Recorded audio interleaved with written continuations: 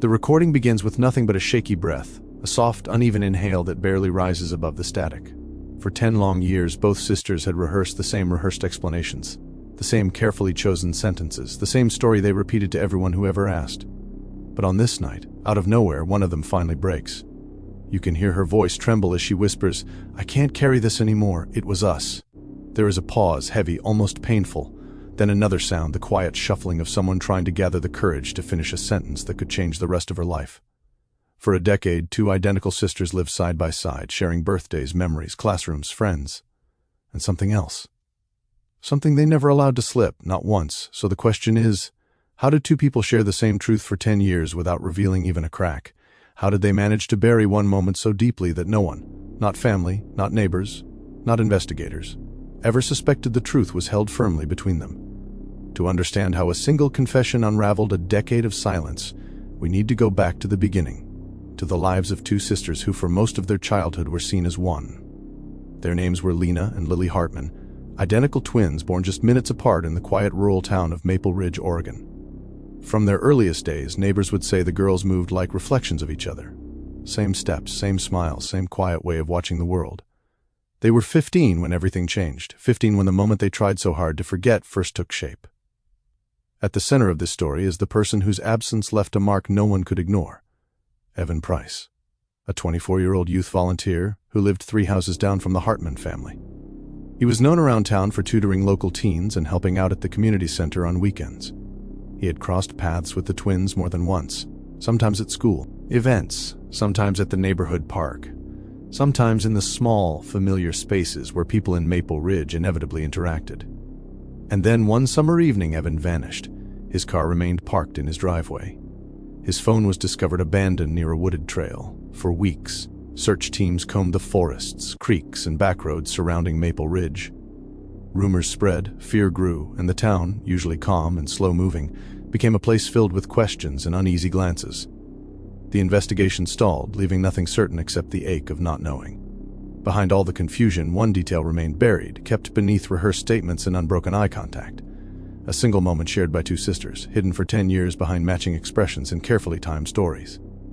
It was a secret they swore would never reach another living soul, until one of them could no longer stand the weight of it. Before we go deeper into this unbelievable story, make sure to like, subscribe, turn on the notification bell, and tell me where you're watching from. Your comments help us bring more stories like this to life. Lena and Lily Hartman grew up in a modest, single-story house on Willow Creek Road, a place where porch lights stayed on late and everyone knew everyone else's routines. Their parents worked long shifts, their mother as a night nurse, their father as a mechanic. So much of the girls' early years were spent depending on each other. And they did. Completely. From the moment they could walk, the twins moved as if connected by an invisible thread. Teachers described them as inseparable, always sitting side by side, finishing each other's sentences, and even mirroring each other's nervous habits. If one shifted in her chair during class, the other followed within seconds. If one avoided eye contact during a difficult question, the other did too. It was an unspoken rhythm they carried into their teenage years. But behind the symmetry were smaller moments adults didn't quite know how to interpret. Lena would often speak for Lily, even when Lily seemed ready to answer. Lily, in turn, deferred to Lena almost automatically, as if waiting for permission to breathe. Friends recalled times when disagreements never lasted more than a heartbeat. Lily would fold, Lena would lead, and everything would reset into balance. No one called it a red flag, but looking back it was one. Meanwhile, just a short walk from the Hartman home lived Evan Price, a young man with a warm presence and a reputation for helping anyone who needed an extra hand. At 24, he volunteered at the Maple Ridge Youth Center, coached after-school sports, and tutored students in science and math. He wasn't a teacher, but families in town often mentioned him in the same breath as one. Evan had crossed paths with the twins during several school programs. He had helped Lena with a science fair project the year before his disappearance. He once drove Lily home after she sprained her ankle at a community soccer game. Their interactions were small, ordinary, and spaced apart, but in a small town, even small connections linger. During the summer of the incident, Evan was assisting with a forest trail restoration project for local teens. Lena signed up. Lily followed. It was during those long afternoons, when the sun filtered through the trees and the group worked along the quiet stretches of Maple Ridge's woodland, that Evan and the twins began sharing more frequent exchanges. Nothing unusual. Nothing anyone thought twice about. Until the final week of the program when Evan didn't show up. And the next day, he still didn't. The last confirmed sighting placed him near the trail entrance, talking briefly with two girls whose descriptions matched Lena and Lily. The day everything changed was July 12th. The weather was warm, the sky clear, and the woods surrounding Maple Ridge felt unusually still. According to early witness reports, Evan had been making his way home from the trail site when something led him toward the deeper, less traveled areas. Whether it was a conversation, a request for help, or something else entirely, no one knew. But his footprints were discovered leading away from the maintained path and toward a dense cluster of cedar trees. Search teams found signs of a struggle, a broken branch, scuffed soil, and Evan's wristwatch lying several feet from the trail. The area was quiet, and the overgrowth made it difficult to determine how long the signs had been there. No blood. No personal belongings beyond the watch. No clear direction of travel. The investigation initially focused on possible animal involvement or accidental injury, but the lack of a body left everything open to interpretation. There were interviews with hikers, with Evan's co-workers, with local residents. Curiously, the twins' interview transcripts stood out, not because of what they said, but because of how identical their accounts were. Same timeline, same wording. Same pauses. Detectives noted it, but without evidence of wrongdoing, it was filed away as consistency rather than coordination. Weeks passed. The forest grew thicker. Rain washed away remaining traces.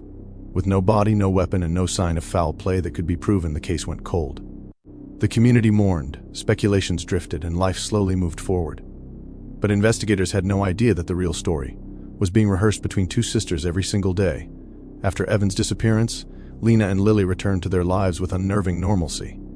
They attended school, participated in group projects, and kept the same soft smiles that everyone recognized. But inside the quiet of their shared bedroom, behind closed doors and muffled whispers, a pact had already been made. They agreed on what to say if anyone asked. They agreed on the exact time they last saw Evan, what he was wearing, even the direction he walked. Over and over, like a script they dared not stray from, they recited the same sentences until they sounded natural. To the family, to friends, to investigators, their lies were subtle, just enough to keep attention away from them, but never bold enough to invite scrutiny. Lena led most conversations. Lily followed her lead with practiced calm. Together they created a routine of silence that lasted not weeks, not months, but a full decade. A decade of avoiding certain trails. A decade of evading whispers. A decade of outward calm, holding back something neither sister was prepared to face alone. Looking back, there were signs. Small ones that people only recognized years later. A neighbor recalled how Lily once flinched when she overheard Evan's name at a block gathering. A teacher remembered how Lena had become fiercely protective of her sister after the disappearance, speaking for her even more often than before. Friends from school described how the twins avoided walking home through the woods, even in broad daylight. But none of these glimpses pointed conclusively toward a hidden truth. They were fragments, curiosities that seemed strange but not accusatory, and so they were dismissed. There was, however, one detail investigators never fully explained: a single piece of fabric caught on a branch near the site of the struggle. It didn't match Evan's clothing. It wasn't from common hiking gear. The report listed it as inconclusive, and with no body to match it to, it was quietly set aside. Now all these pieces make sense. Back then, they were just loose threads no one knew how to tie together. And this is where the case takes a turn no one expected. To understand how two sisters could carry the same truth for 10 years, we have to understand the world they lived in. Not the world outside their home, but the one they built between themselves. Lena and Lily were more than sisters. More than companions, their relationship functioned almost like a single mind split across two bodies. What one felt, Lily was the voice. Lena was the voice, confident, steady, always the first to speak. Lily was the echo, quieter, watchful, content to let her sister's certainty guide them both. This wasn't unusual to the people who knew them. Most twins shared deep connections. But with Lena and Lily, the line between closeness and dependence blurred early. If Lena disliked someone, Lily avoided them. If Lily struggled with something, Lena stepped in before she could try to solve it herself. Their teachers noticed but called it normal twin behavior. Their parents noticed but chalked it up to personality differences. Over time, an unspoken hierarchy formed. Lena led. Lily followed. And that imbalance would become the anchor of the secret they kept. Because while both carried guilt, they carried it in different ways. Lena held it like a shield, rigid, immovable, refusing to break. Lily held it like a weight, quietly, privately, sinking deeper with each passing year. When the incident happened that summer, when the moment unfolded in the woods that neither sister could take back, panic settled in first. Then fear. Then something far more complicated, the instinct to protect each other, no matter the cost. The pact they made wasn't written or spoken in one dramatic declaration. It emerged from a series of glances, unfinished sentences, and the kind of understanding only identical twins can produce without words. Lena convinced herself that silence was the safest path. She convinced Lily that sharing the truth would destroy both of their lives. And Lily, already conditioned to trust her sister's judgment over her own, agreed. But beneath this loyalty were other emotions neither of them admitted, not out loud, not even to themselves. There was fear of losing each other, fear of punishment, fear of being believed less because they were young. And tucked somewhere in the middle was something darker, jealousy, the kind that forms when attention shifts from one sibling to another. Evan had taken a liking to Lily, small gestures, easy conversations, and Lena noticed. Whether or not this played into what happened that day remains debated, but experts who later reviewed the case suggested that unbalanced sibling dynamics can set the stage for decisions that defy logic. For 10 years, their pact became the center of their inner lives. It shaped the paths they took, or didn't take. Lena grew more guarded, more insistent on controlling every detail of their shared story. Lily withdrew, becoming quiet to the point of invisibility. She stopped participating in group activities, lost interest in school, changed majors 3 times in college, and never held a job for more than a few months. Nightmares woke her regularly. She told friends she had a feeling something from home wouldn't leave her alone, but never explained what that meant. Guilt doesn't always scream. Sometimes it whispers, sometimes it rearranges a life quietly, piece by piece, until nothing fits the way it used to. In the 10th year after Evan's disappearance, the balance between the sisters shifted. Lena, always composed, continued living with practiced normalcy. She grew skilled at avoiding uncomfortable topics, steering conversations elsewhere, and maintaining the illusion that the past had never followed them into adulthood. Lily, however, began to crumble beneath the weight she had carried in silence. 2 things triggered the unraveling. First, an article resurfaced online about cold cases in Maple Ridge featuring Evan's photograph, a reminder of a face she had tried to forget. Second, she overheard Lena telling someone at a family gathering that people move on eventually. Spoken so casually it felt like a betrayal of everything they lived through. That night Lily didn't sleep. For hours she walked back and forth across her apartment, replaying the pact in her mind, realizing that for Lena it had become routine, but for her it was still a prison. Confession came days later.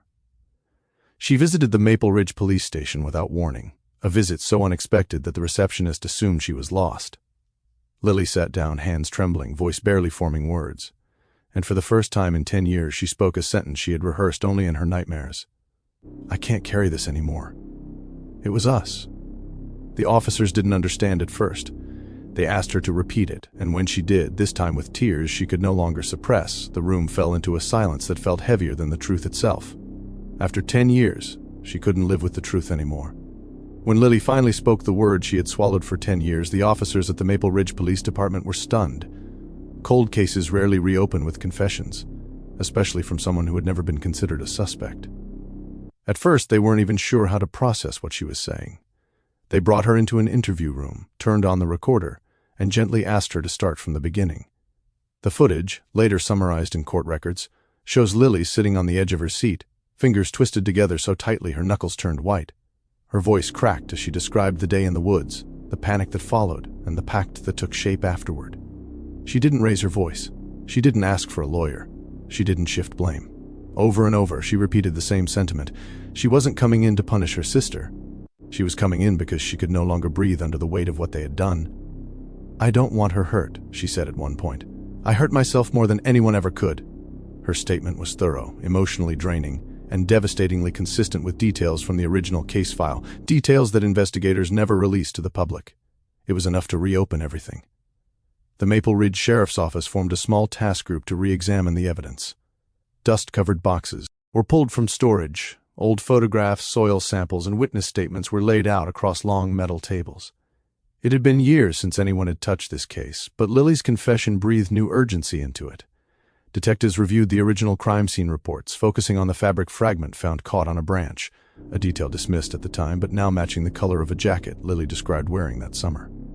They analyzed the inconsistent soil patterns near the trail, which Lily explained were caused by the panicked movements she and Lena made while trying to move Evan after he collapsed. Her account filled gaps that had puzzled investigators for a decade.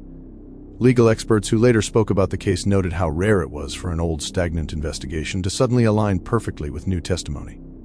One former detective said, "It was like the missing piece finally arrived, and every question we had suddenly had a place to fit." The case, once cold, was now burning with new life. And there was one person investigators needed to speak with next, Lena. When officers arrived at Lena's apartment, she answered the door with the same calmness she'd carried her entire life.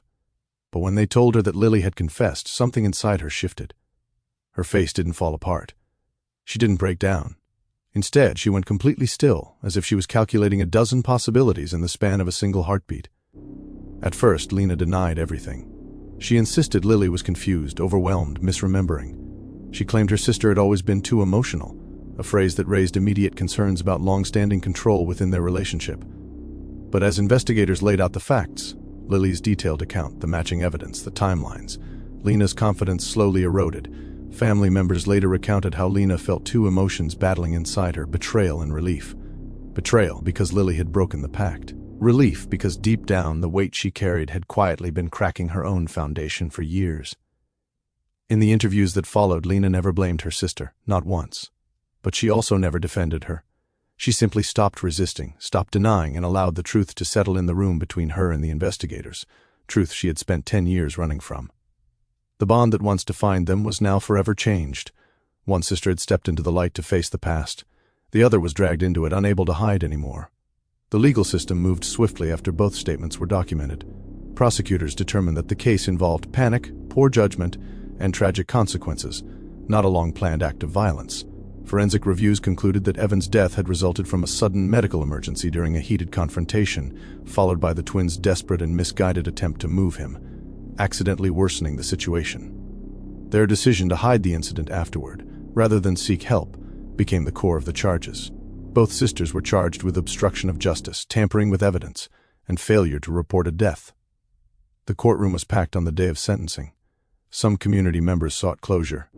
Others struggled to understand how two girls they once saw at school plays and bake sales could have carried a secret of this magnitude. Lily received a lighter sentence due to her confession and demonstrated remorse. Lena, who maintained partial denial until the end, received a harsher penalty. Their parents, who sat behind them during every hearing, aged visibly throughout the process, faces etched with confusion, sorrow, and the impossible task of loving their children while grieving the consequences of their silence. The town of Maple Ridge changed after that. The forest trail was reopened, but not without a memorial placed quietly beneath the cedar trees. Some people forgave, others couldn't. And for the Hartman family, life split into two eras, before the truth and after. But even after the sentencing, one unanswered question still haunts this case. As the courtroom doors finally closed on the Harris case, something unexpected lingered in the air, something heavier than the verdict, deeper than the confession. For a decade, two sisters carried a truth that most people couldn't shoulder for a single day. They shared it, protected it, and lived inside it until one of them finally fractured under its weight.